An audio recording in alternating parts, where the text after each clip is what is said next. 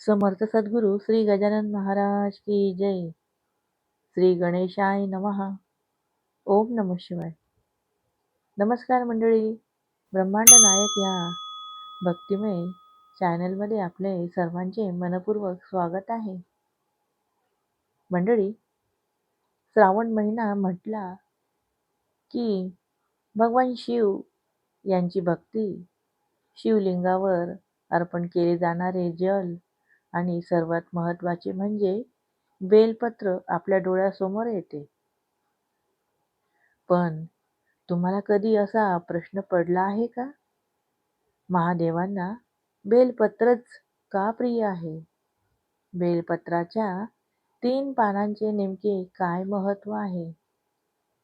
समुद्र मंथनाच्या कथेशी बेलपत्राचा काय संबंध सांगितला जातो? श्रावणात बेलपत्र अर्पण करण्याचे महत्त्व काय? आणि सर्वात महत्त्वाचे म्हणजे शिवलिंगावर बेलपत्र अर्पण करण्याची योग्य पद्धत कोणती? आजच्या या व्हिडिओमध्ये आपण बेलपत्राचे धार्मिक महत्त्व, त्यामागील कथा, त्रिदलाचे महत्त्व, श्रावणातील महत्त्व आणि बेलपत्र अर्पण करण्याची योग्य पद्धत सविस्तर जाणून घेणार आहोत. त्यामुळे हा व्हिडिओ स्किप न करता शेवटपर्यंत नक्की पहा. चला तर मग भगवान शिव यांचे स्मरण करून या सुंदर विषयाला आपण सुरुवात करूया. मंडळी, बेलपत्र महादेवांना का प्रिय मानले जाते? तर हिंदू धार्मिक परंपरेत बेल वृक्षाला अत्यंत पवित्र मानले जाते आणि त्याची पाने भगवान शिव यांना अर्पण करण्याची प्रथा आहे. बेलपत्राची 3 पाने एकाच देठाला जोडलेली असतात. या त्रिदल बेलपत्राचा संबंध शिवांच्या विविध त्रिस्वरूपांशी जोडला जातो. काही धार्मिक परंपरांमध्ये या 3 दलांचा संबंध शिवांच्या 3 नेत्रांशी, त्रिगुणांशी आणि त्रिदेवांशी जोडला जातो. त्रिमूर्ती म्हणजे ब्रह्मा, विष्णू आणि महेश. शिवांचे 3 नेत्र आणि सत्व, रज आणि तम हे 3 गुण यांच्याशी जोडला जातो. म्हणून त्रिदल बेलपत्र शिवाला अर्पण करणे हे अत्यंत शुभ मानले जाते. पण बेलपत्र आणि भगवान शिव यांचा संबंध समजून घेण्यासाठी समुद्र मंथनाची कथा देखील जाणून घेणे महत्त्वाचे आहे.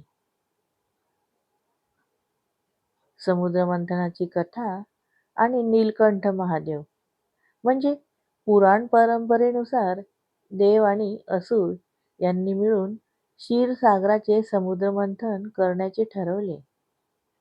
समुद्रमंथनासाठी मंदार पर्वताचा रवीसारखा आणि वासुकी नागाचा दोरीसारखा उपयोग करण्यात आला.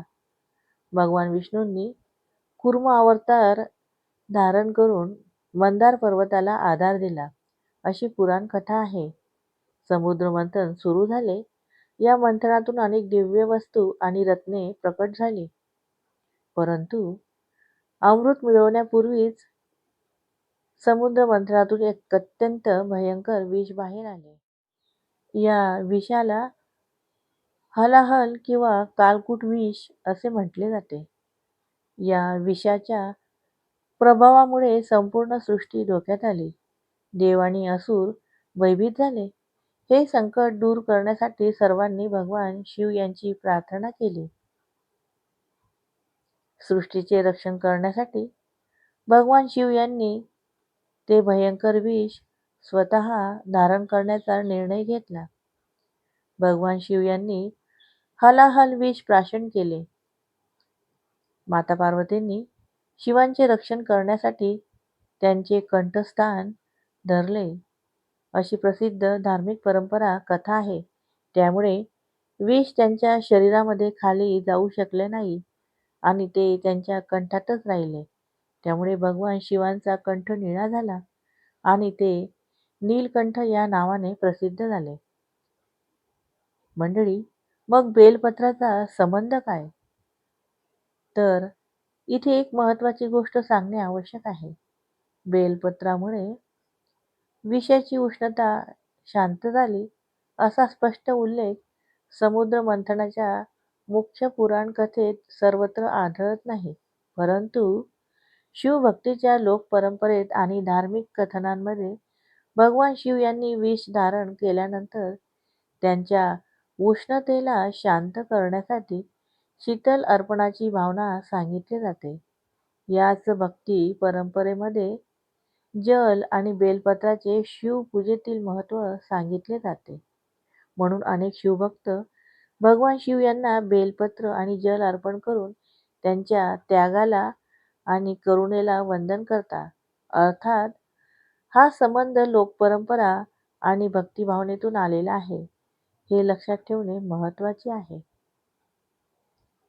आता आपण बेलपत्र म्हणजे काय याविषयी थोडे जाणून घेऊया.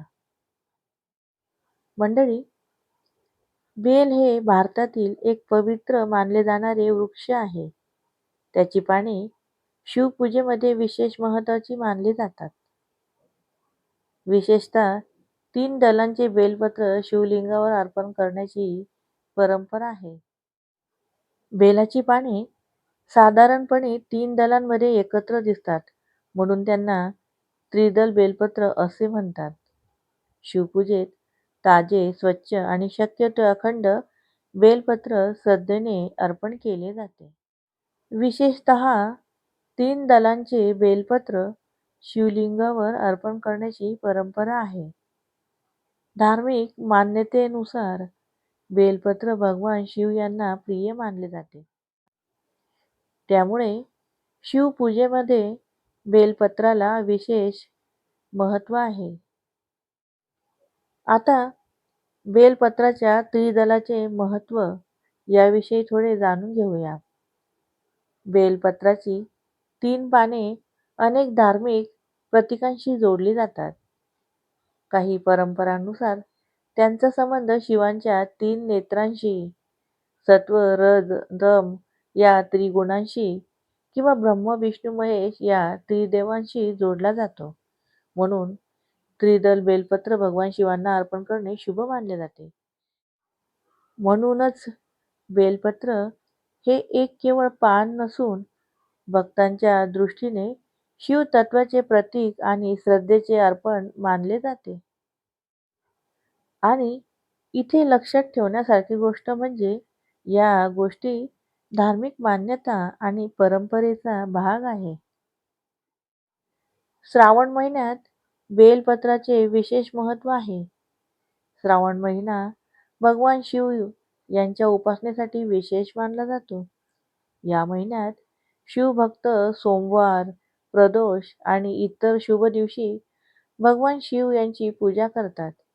शिवलिंगावर जल अर्पण करून त्यावर बेलपत्र ठेवण्याची परंपरा अनेक ठिकाणी आहे. श्रावणात बेलपत्र अर्पण करताना मोठी पूजा किंवा मोठी सामग्री असणे आवश्यक नाही. मनात श्रद्धा आणि शिवनाम असणे सर्वात महत्त्वाचे आहे. बेलपत्र उपलब्ध नसेल तरी भगवान शिव यांचे स्मरण करून ओम नमः शिवाय असा जप करता येतो. आता आपण बेलपत्राचे धार्मिक आणि आध्यात्मिक फायदे याविषयी थोडे जाणून घेऊ. बेलपत्र अर्पण करण्याचे महत्त्व भक्तीच्या दृष्टीने समजून घ्यावे. बेलपत्र अर्पण करताना भगवान शिव यांच्यावर केंद्रित होते. त्यामुळे मनात भक्ती आणि समर्पणाची भावना निर्माण होते. शिवस्मरण आणि मंत्रजपाची सवय लागते. मन एकाग्र करण्यास मदत होते. सकारात्मक आणि शांत भावनेने पूजा करता येते. अहंकार आणि नकारात्मक विचार भगवान शिव यांच्या चरणी अर्पण करण्याची भावना निर्माण होते. म्हणून बेलपत्र अर्पण करणे हा केवळ एक पूजाविधी नसून भक्ती आणि आत्मसमर्पणाचे प्रतीक आहे. बेल वृक्षाला आयुर्वेदिक परंपरेतही महत्त्व आहे. मात्र बेलाच्या पानांचा किंवा इतर भागांचा औषधी उपयोग करायचा असल्यास योग्य तज्ञांचा सल्ला घेणे आवश्यक आहे. आता आपण शिवलिंगावर बेलपत्र कसे अर्पण करावे याविषयी थोडे जाणून घेऊया. सर्वप्रथम स्नान करून स्वच्छ वस्त्रे परिधान करावीत. शिवलिंगासमोर शांतपणे बसून भगवान शिवांचे स्मरण करावे. बेलपत्र स्वच्छ पाण्याने धुवून घ्यावे. त्यानंतर शिवलिंगावर आपल्या पूजा पद्धतीनुसार जल अर्पण करावे. बेलपत्र हातात घेऊन मनात भगवान शिव यांचे स्मरण करावे आणि म्हणावे ओम नमः शिवाय. त्यानंतर श्रद्धेने बेलपत्र शिवलिंगावर अर्पण करावे. बेलपत्र अर्पण करताना मनात अशी भावना ठेवावी, हे महादेव, हे बेलपत्र मी आपल्या चरणी श्रद्धेने अर्पण करीत आहे.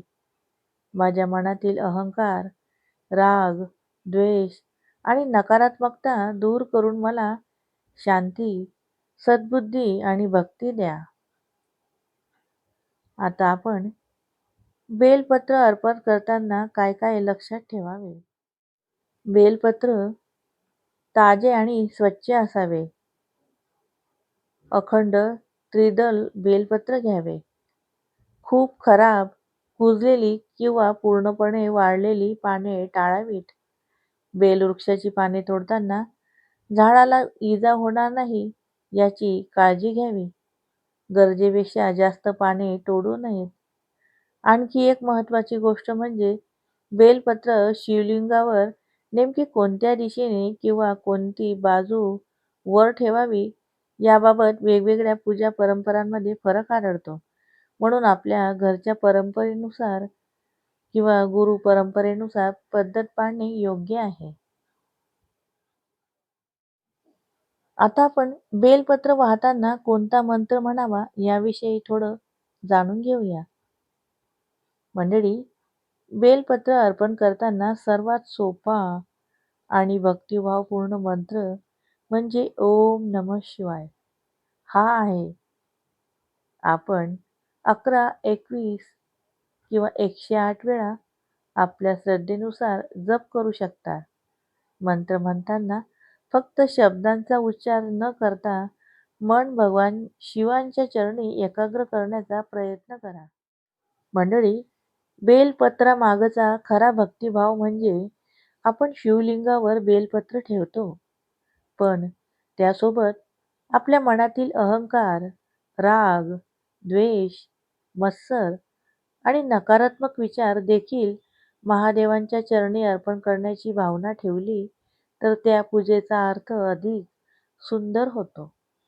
कारण भगवान शिव हे केवळ पूजेचे देव नाहीत, तर त्याग, करुणा, संयम आणि कल्याणाचे प्रतीक मानले जातात. समुद्र मंथनाच्या कथेत त्यांनी स्वतः विष धारण करून सृष्टीचे रक्षण केले. त्यामुळे बेलपत्र अर्पण करताना आपण त्यांच्या त्यागाचे स्मरण करूया आणि आपल्या जीवनातही प्रेम, संयम आणि सद्भावना वाढवण्याचा प्रयत्न करूया. तर मंडळी, बेलपत्र हे भगवान शिवांच्या पूजेमधील एक पवित्र अर्पण आहे. त्यामागे धार्मिक श्रद्धा, पुराण परंपरा आणि भक्तिभावना जोडलेली आहे.